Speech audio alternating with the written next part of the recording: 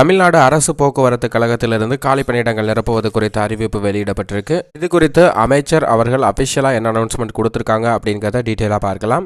2 போக்குவரத்து கழகங்கள்ல காலி பணியிடங்கள் நேரடியாக நிரப்பப்படும். ஓட்டுநர் உட்பட இருக்கக்கூடிய காலி பணியிடங்கள் நேரடி நியமனம் மூலமாக நிரப்பப்பட உள்ளன என்பதை தெரிவிச்சிருக்காங்க. தமிழ்நாடு அரசு போக்குவரத்து கழகத்துறை அமைச்சர் தெரிவித்துள்ளதாவது, தமிழ்நாட்டில் உள்ள ஏழை எளிய மற்றும் நடுத்தர மக்கள் இவர்களுக்கு இன்றியமையாத பொது போக்குவரத்து சேவை தினந்தோறும் தமிழ்நாடு அரசு போக்குவரத்து கழகம் வழங்கி வருகிறது. அனைத்து அரசு போக்குவரத்து கழகங்களிலும் காலியாக உள்ள காலி பணியிடங்கள் நிரப்புவதற்கான நடவடிக்கை மேற்கொள்ளப்பட்டு வருகின்றன.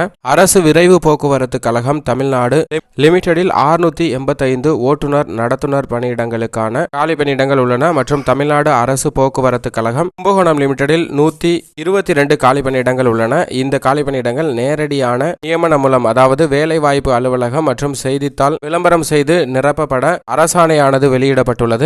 அதன்படி அரசு விரைவு போக்குவரத்து கழக மேலாண் இயக்குனர் அவர்கள் ஓட்டுநருடன் நடத்துனர் பணியிடங்களுக்கான தேவையான கல்வி தகுதி, வயது மற்றும் பிற தகுதிகள் பெற்ற நபர்களுக்கு மூட்பு பட்டியலில் தமிழ்நாட்டில் உள்ள அனைத்து வேலைவாய்ப்பு அலுவலகங்களிலும் இருந்து பெறப்பட்டு தமிழ்நாடு அரசு போக்குவரத்து கழகம் கும்பகோணம் மேலாண் இயக்குனரால் ஓட்டுநர் பணியிடங்களுக்கான தேவையான கல்வி தகுதி மற்றும் வயது மற்றும் பிற தகுதிகள் பதிவு மூப்பு அடிப்படையில் போக்குவரத்து கழக வட்டார எல்லைக்குள் உட்பட்ட வேலைவாய்ப்பு அலுவலகங்களிலிருந்து பெறப்படும். அவ்வாறு பெறப்பட்ட விண்ணப்பங்களிடமிருந்து தகுதியான நபர்கள் தேர்வு செய்வதற்காக அந்தந்த மேலாண் இயக்குனரால் குழு அமைக்கப்பட்டு அக்குழுவானது ஓட்டுநருடனும் மற்றும் நடத்துனருக்கான பணியிடங்கள் தேர்வு செய்யப்பட உள்ளன. மேலும் சாலை போக்குவரத்து நிறுவனத்தின் உதவியுடன் தற்போது அரசு விதிமுறைகளின்படி தேர்வு செய்வார்கள் என்பதை தெரிவிச்சிருக்கின்றனர். ஏற்கனவே மின்சாரத்துறை மற்றும் போக்குவரத்து துறை டிஎன்பிசி மூலமாக நிரப்புவதற்கான பணிகள் நடைபெற்று வருகின்றன என்பதை தெரிவிச்சிருந்தாங்க.